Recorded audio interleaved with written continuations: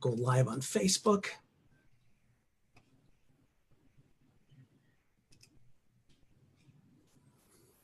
All right, I think we are live. This is Brian King. Thank you for joining me for another episode of the Stigma Free Zone, where we focus on issues of mental and physical health or some other circumstance in life, whether it be recovering drug addiction, anything that is typically stigmatized in society.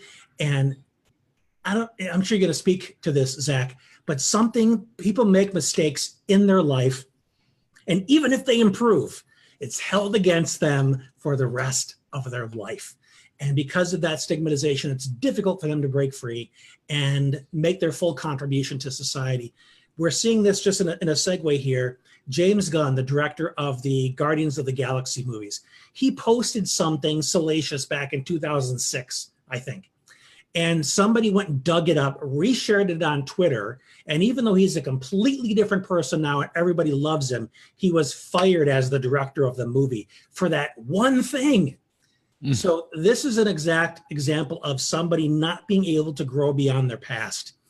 And that's just, I'm sure, something that's going to come up. But segue aside, today I have the privilege of bringing to you Zachary Babcock. He has got one heck of a story, and from what I can see, some wicked tattoos. I hope he's going to show us those as well. And we're going to be inspired by his story, what he learned from it, what he's done from it.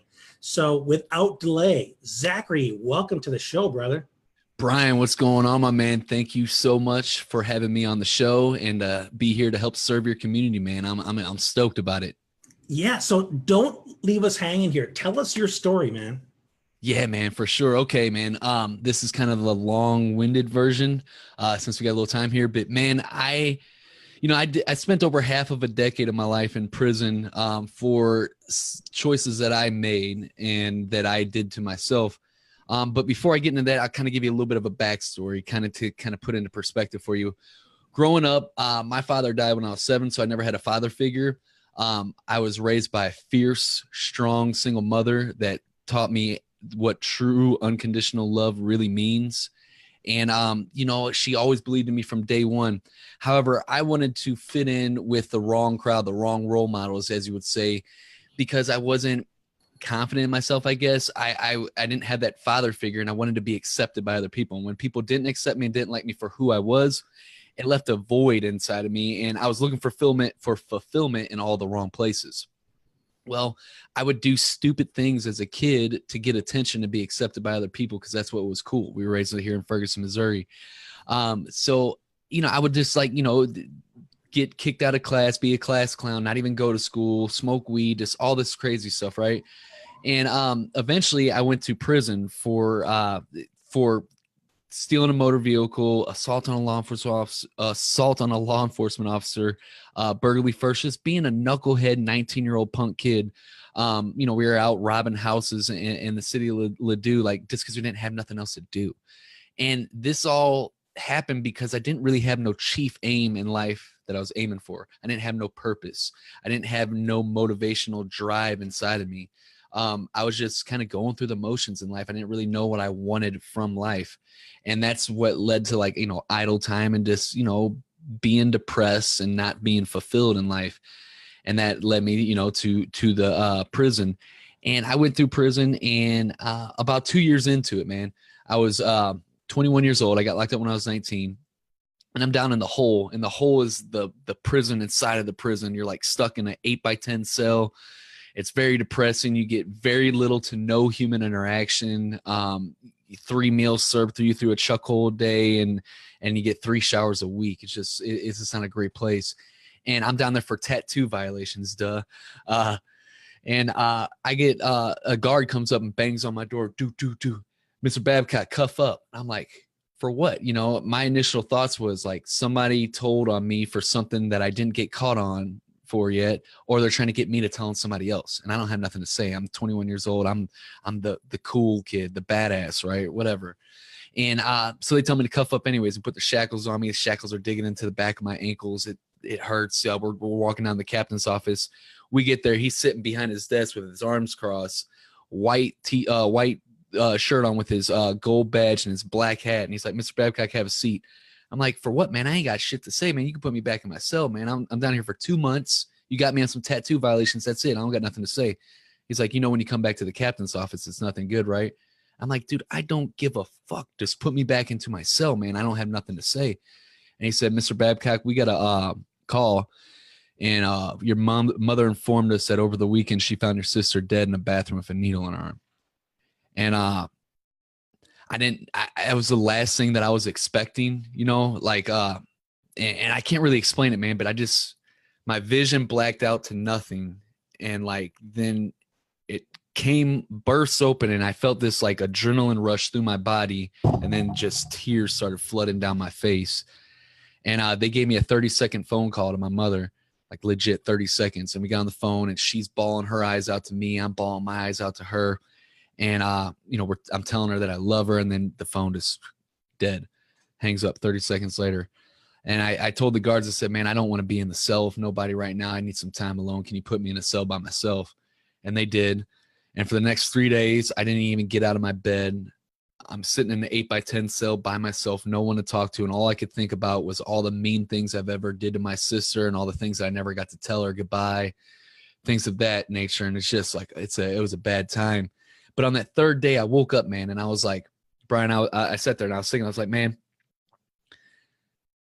I'm still here for a reason. I don't know what that reason is, but there is a reason. And what can I do right now? What's the next best thing that I can do to make this situation better? What can I do to be happy right now? And, at the time, I didn't know that I was asking myself empowering questions, but looking back on it now after studying Tony Robbins and all that stuff, that's exactly what I was doing. I was asking myself empowering questions because when we're asked a question, all of our decisions are anytime we are asked a question, our mind, it shifts our focus and we immediately search for the answer. Wouldn't you agree? Oh, 100%. And when you talk about an empowering question, we're talking about a question that is possibility driven. It isn't, man, how could I be so stupid? That's not an empowering question. Right. Can you give us an example of one of the questions you asked yourself? Yeah, man, definitely, dude. So like you mentioned, like a disempowering question, you're like, man, why does this always have to happen to me? Why do I always fail? Or why does my life got to be like this? Like you're shifting your focus to the problem and that's it. And it doesn't do you any good any way, shape or form. But when you ask yourself empowering questions, like what's the next best thing that I can do that's going to bring me closer to my goal? Or what's the next thing that I can do to make me happy? How can I overcome this? Like you're shifting your focus, not to the problem, but to the solution to the problem. What action can I take? What decision do I need to make? Those are empowering questions. Perfect. Amen. Amen, brother. And by doing that, man, I came up with this routine. It's crazy. I won't get into super detail, but like I literally had 2 bathing towels and I ripped one up to a bunch of mini rags. And I took one rag, scrubbed my walls, one for the toilet, one for the sink. Then I got down on my knees and sweep the concrete floor with my bare hands, wadded up some toilet paper, got it damp to pick up the dust bunnies to flush it down the toilet. And then I'd scrub my floor after that. And I felt good afterwards. I know it sounds crazy, but it was like just that one small act of doing something and living in a clean environment when I was already in a depressed state. It did something for me. And then I would do my workouts afterwards, and then I'd read literature and write and stuff. And by the end of that two months, so it was the first time in my life that I ever felt like my own man, that I didn't need acceptance for anybody else. I went back on the yard and I wasn't trying to do things, to fit in with the rest of the prisoners. It was like, I was grateful just for those 3 meals coming into my chuck hole each day. I was grateful that I was breathing. When I got out on the yard, when I was able to go outside, I was grateful to see a bird. They say only birds that fly in prison are jailbirds, but there's actually real birds that fly in prison. And I would see like a bird and I was just grateful to see life, man. It was crazy, man. And it's weird, but it's like the most at peace and complete and full that I've ever felt in my life.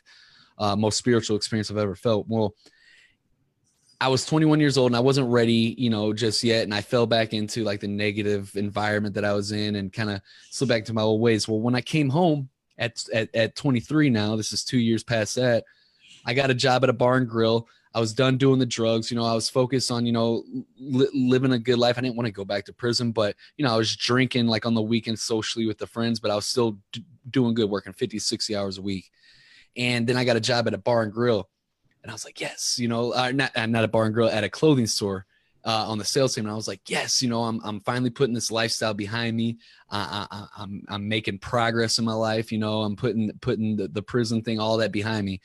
And I got promoted 2 weeks in because I sold 3,000. The whole store did 9,000 in one day. And they gave me a promotion. And I'm like, yeah, so I was really feeling myself. So I put in my 2 weeks at the bar and grill where I had some stability in my life. And 2 days later, I get called back in the back office. They're like, Mr. Babcock, you're a convicted felon. You got to kick rocks. And just like that, I was back to nothing. Man, you were flying high and they just kicked you back to the curb. Yeah. And instead of asking myself empowering questions at that point in time, I was asking myself all the wrong questions. I was crushed. I literally just felt like all the air got knocked out of me. I was like, for 2 days, I was super like on top of the world. Like, yeah, I'm putting this lifestyle behind me. And then boom. Now my past comes back to haunt me, and now I'm even out of the jobs that I had in the beginning, and now I'm back to square one. And instead of asking those empowering questions, I asked all the wrong ones. I was like, well, why does my past always got to come back to haunt me? I'm never going to be able to make it, and just all these bad things going through my mind. And I became an alcoholic for the next 6 months, waking up at 10 in the morning because I was obliterated drunk from the night before and partying all the way to like 12 or 2 in the morning. And this went on for 6 months straight. And I got DWI during that process. I bonded out because I was on parole, so it didn't send me back to prison right away. Well, my PO ended up seeing that and then put a parole violation on me, and I didn't know about it. And I'm out at partying one night at this bar, got blackout drunk. Don't even remember how it ended, but I remember waking up with this massive headache, bright lights, and my back hurting from sleeping on the bunk with metal with no mattress. And I realized I was in Ferguson Police Department. I'm like, oh, shit. And I called up my wife, girlfriend at the time, and said, hey, come get me out. She's like, okay. And I waited about an hour or two, called her back. I said, hey, come get me out. And she's like, I can't get you out. I'm like, don't worry about it. Like, we'll figure it out. We'll figure out the money. Just come get me out so I can make things happen, something. And she's like, you got a parole hold. I can't get you out. You're going back to prison. I'm like, that was 20 days also before our twin sons were born. And that was like the lowest I've ever felt in my life. Like, I can't really put it into words to describe how I felt, but I felt big enough to sit on a penny and swing my feet from it. I'm supposed to be the man of the family, and I'm supposed to be the provider, the protector, all that, and now I'm not even going to be there when my children are being born. I'm leaving my girlfriend behind to bring our children into this world by herself. And all I ever wanted in my whole life was to be the father that I never had. And so that was like, it shifted my reality and my perceptions and paradigms on things, the way I viewed situations. And it became so painful that, my desire to stay the same my desire to change became stronger than my desire to stay the same. And I made a decision right there. I said, I don't care what it takes. I'm going to get out and be a responsible father and be happy and successful.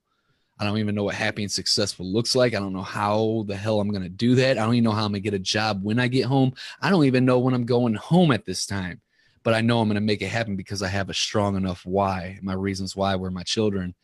And yeah, I know it's a long-winded answer, but that's kind of like my story. That's a beautiful answer, man, because what you're describing right now is something called leverage. Leverage, when you learn about it in, physics or whatever, is you put a pole or something on top of a stationary object like a rock, something heavy is on this end, and you push on the other end, and that leverage makes it move. And in many cases, we need leverage that strong to get us out of inertia, that stuck place.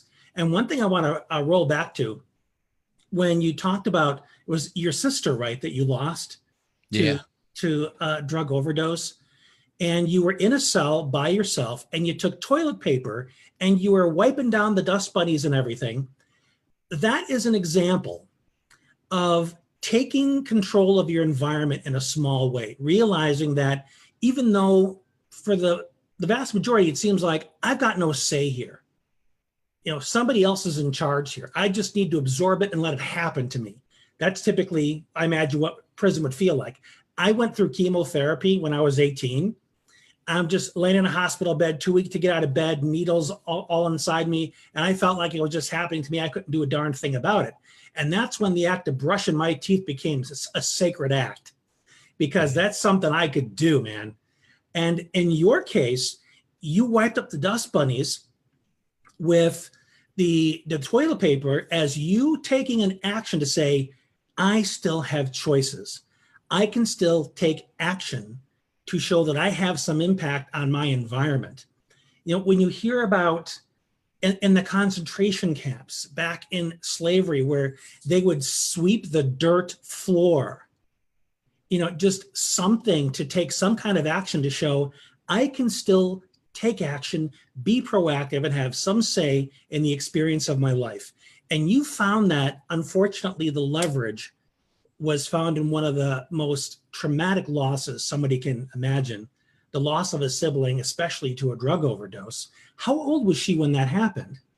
So I was 21. She was 3.5 years older than me. She was, it was 11 days before her 24th birthday. Wow. And then you get out of prison, you have some sense of meaning again. You wanted to be a better person because you didn't want to waste the opportunity you had to start over. But you still didn't have that 100% balance that you needed. So a setback knocked you back on your butt, landed you back in prison because of the parole violation. How much more time did you end up spending in prison before you got back out for good? Did 8 months. Okay. And you missed the birth of your twins.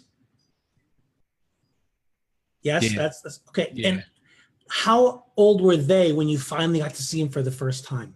So I got to see them for the first time when the first time I got to hold them, they were 4 months old. And I remember we were I actually posted a photo of it on my Facebook the other day.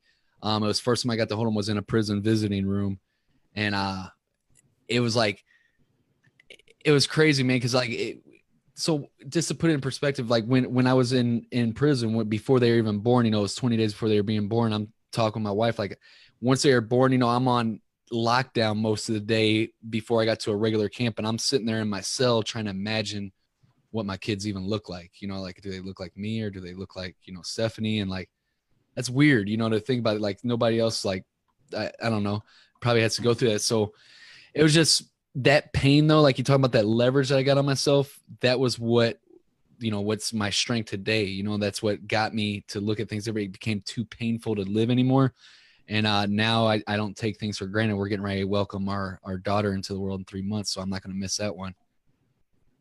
Man, that's just fantastic. And everybody who's watching, I want you to pause for a second and recognize something very, very important that Zachary represents. The fact that you can make bad decisions and still be a good person. Yeah, because one of the stigmas, the people that spend time in the prison system, oh, the person's a bad guy. He's a bad guy and went to jail. That's not the case in many of those cases. It's somebody that followed a path that Zachary had, a lot of knocks early on in life, and an environment that really didn't support an alternative way of thinking.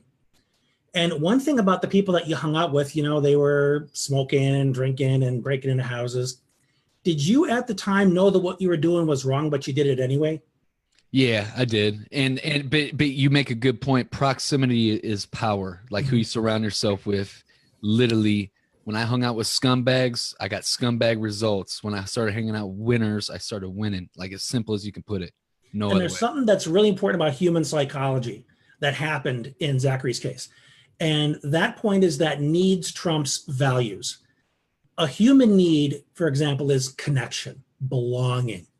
Those are so primal for us that our values may be, you don't rob from other people, you know, you don't get drunk, you don't do drugs, but that need for connection is so powerful. Like I said, needs trumps values. It will allow you to override your value just to get that connection. Does that make sense? Yeah, 100%. And that happens with a lot of kids, because I've worked with lots of parents over the years that have kids with various special needs. And I hear, well, I can't believe what my child was doing with the friends. And I caught him smoking and he was smoking marijuana and I've taught him better. And how could I thought I raised him to be better. You did. But this is a kid with special needs who has a hard time connecting with other people and is so grateful to be accepted. They don't care who's doing the accepting. You know, it might be the kids that are skipping class and doing drugs, but hey, it's somebody that wants them around, and their need for connection is so lacking. They'll forget that you raised them to not smoke pot because, hey, at least they belong. And people don't realize just how powerful a drive that is to meet those essential human needs. And that's exactly what you ran into, Zach. Yeah, it wasn't the need for connection. My need was the significance. That's where where it was. And that's been a huge one for me for my whole life. And like, I've learned about these needs, you know, love and connection, significance, you know, variety, all that stuff. And mine was significance because like, I wanted to feel recognized, like important to other people and stuff. And that was like, everybody has that need. Some people have it on a higher hierarchy than others. And I've been able to, you know, really over the years, been able to really do some soul searching, I guess you'd say, on that, and really like get aligned with my purpose fully and place the right values and needs in the right order. Not saying that I'm perfect in any way, shape, or any you can't. We're all works in progress. I don't care how much anybody thinks they know.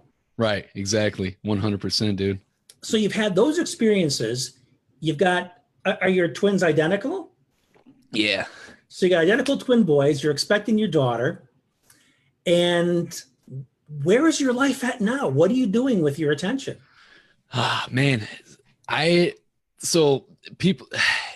literally am like living my dream. And I don't say that to sound like cocky or anything, but like, I'm saying that as in the fact, like I found myself and my true, like I've been able to take my passions and my purpose and marry them. And in every aspect of my life. Now I have problems in my life, you know what I'm saying? Like that I have problems every single day that I deal with. I'm a human being just like everybody else, but I literally like, here's the three things that I teach all my clients stuff that I go through. Like if you have these three things down, like you can literally get anything that you want in life. And that is by knowing exactly, number one, knowing exactly what it is that you want from life in your relationships, emotionally, spiritually, financially, the things and adventures you want to go on, all that. So like know every single thing that you want in life. Because most people don't know that. You ask them, hey, what do you want from life exactly? Like, I don't know. And then they start listing off everything that they don't want. You're like, okay, cool. You just told me everything you don't want, but tell me everything that you do want. A lot of people can't even answer that right. 90% of people. It's crazy. So know exactly what you want in life. Then have definite plan. Number two is having definite plans to obtain it. You know, like mapping out what's the very next thing you could do, all the milestones you got to hit along the way, the resources you'll possibly need. Like get real clear, have plans to actually make it happen. And then three, go out and do it, make it happen. And if it fails, try it again. If it fails, keep trying. And if it continues to fail, then change the plan, but don't change the goal. Change your approach to get there. But don't change the goal. Keep the goal. You know, like Thomas Edison, he tried over 1,000 different times to get the light bulb. So that's one of the main things I help my clients with, because that's been able to help me live my dream of what I'm doing now. Like when I first, you know, missed the birth of my twin boys, like that gave me my purpose. It gave me a new meaning to life. And so I started gravitating towards that and doing things differently. And as that happened, it grew larger now. And like my purpose is so much, it started with my family, and they still are like my heart and soul. And like I enjoy nothing more than raising my kids, but it's grown into, you know, helping underdog entrepreneurs, you know, with their business goal, like people that I was first coming out, you know, not just anybody in prison, but like anybody looking to get into entrepreneurship, just starting out, or any underdog business owner in general, helping those people that I can relate with, that I was, you know, achieve their goals. Like I get fulfillment from that. Like contribution now is my highest need. Cool. Growth and contribution are my two highest needs now. Cause yeah, you and I have that in common, man. Yeah, it's the best, dude. And it's like, all right, check it out. Like, have you ever felt like this, Brian? Like you ever achieve a goal and then like 20 seconds later, like, is that it? You know, is that what's next and stuff? Well, yeah, I'm more like, okay, I did that. That feels awesome. What's next? Yes. Because I'm going to keep going. Yeah. Yeah, dude. So like, don't get me wrong, achieving the goal is awesome, but it's not really like who you become in the process and the progression towards it. Like that's where the fulfillment comes. And then being able to that's for growth. And then like being able to contribute to another human being, like helping another human being. Like I know nothing better, more fulfilling in life than helping someone else, whether that's me playing the role of being a father and teaching my sons to become grown, responsible, caring, loving human beings as fast as possible, where they're independent, or whether that's helping one of my friends, helping my wife, helping my clients, whatever it is, like whenever you help somebody else other than yourself, it's the best feeling in the world, man. Yeah, and there are some people, unfortunately, that think of helping from the martyrdom standpoint, that it's a one-sided engagement, that I give, and by giving, I lose. The zero-sum game, that there's nothing in it for you. But when you're living your values of contribution, you feel good knowing that somebody else is being helped like you were helped. Yeah. I've gotten through life because of all the support I've gotten from people around me. My cup kind of runneth over in terms of support.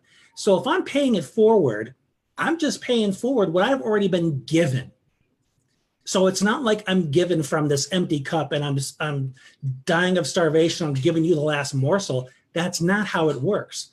If you actually do an account of everything that has been bestowed upon you and you're grateful for it all, you'll realize just how abundant a well you have to give from. Amen. It's the people coming from that lack that think, oh man, but do I really have to do that? Because if I give this to you, then I'm going to lose time. I'm going to lose this resource or that resource. You're not losing jack. Your mindset is in exactly the wrong place. Think about all the stuff you've got, and you will have more than enough to give. And that's exactly what I hear you saying, Zach, because you realize just how much not only you had that you just took for granted, but now you realize upon getting out of prison, having your own kids, just how much lies before you. And you want to be present for that, and you want to make the most of that experience, right? Amen. 100%. I've got 3 boys, and after my cancer, I was told I likely would not become a parent. And I've got 3 boys, and the first one was conceived on the pill. Okay? So what does that got to tell you about what the doctors know? But my purpose is very clear, very concise. They asked me, hey, Brian, how can you keep going with all the challenges you have? And I say, because my boys are watching. That's it. I don't want them to see a quitter, a victim, somebody who thinks from the scarcity mindset. I want them to think in terms of opportunities and solutions. And your story, Zach, is so compelling about how you could have seen prison as the end of the road. That's it. I'm screwed. This is the lowest of low. Life can't get any worse. You had somebody fire you because of your past. Somebody who didn't see the Zach you are now, but the Zach that you were, and decided to cut you off, but you still didn't let that stop you. You had a little fall from grace, but then you dug back in, you moved forward, and now you're teaching people the lessons that you learned from having to go through that very tough journey. And that is some of the most powerful stuff we can do with the hardships that we experience in life. Amen. Hallelujah. So you work with underdog entrepreneurs, right? Yes, sir. Let us read the sign behind you. Oh, underdog empowerment. Never underestimate the underdog. Oh, yeah. and you're speaking to the perfect audience here, because like I said, I work with a lot of people with special needs, and the diagnosis alone is giving somebody parameters, mostly limitations. This is what you're bad at. This is what you can't do. This is where you likely won't succeed. And so many people will wear that label like a straitjacket, and it'll prevent them from really breaking free and growing in certain areas where they have potential nobody else spotted. So looking at you and recognizing you as a good guy that made some poor decisions, I now believe a lot more for you and about you than if I said, oh man, I didn't realize he was a bad guy. He made these choices and he went to prison. Just that simple, recognizing you as a human being that made some choices, but now you've grown from them and you've got so much more to offer. That is the person, Zach, that I hope everybody sees when they meet you. Thank you, brother. For real. You are the Zach that has grown, that is contributing. You are not your past. Like we're both fans of Tony Robbins. The past does not equal the future. Who you were is not who you are, is not who you're going to be. So anybody who's an underdog entrepreneur that wants to learn from you, brother, what's the best way for them to track you down? Keep it simple, man. Underdogempowerment.com. You can find all my social media there. You can find the podcast there, YouTube, whatever you name it. Everything's underneath underdogempowerment.com. Beautiful. I hope you guys love this story as much as I did. I love being empowered from other people that have eaten the dirt that life gives you, and you turn it into fertilizer. You turn it into a beautiful garden. So thank you from the bottom of my heart, Zach, for sharing your story with us. And congratulations on your kids, man. There's just nothing like that journey. I'm telling you. Thank you so much for having me on, Brian. It's been a blast, man. I'm happy to be here.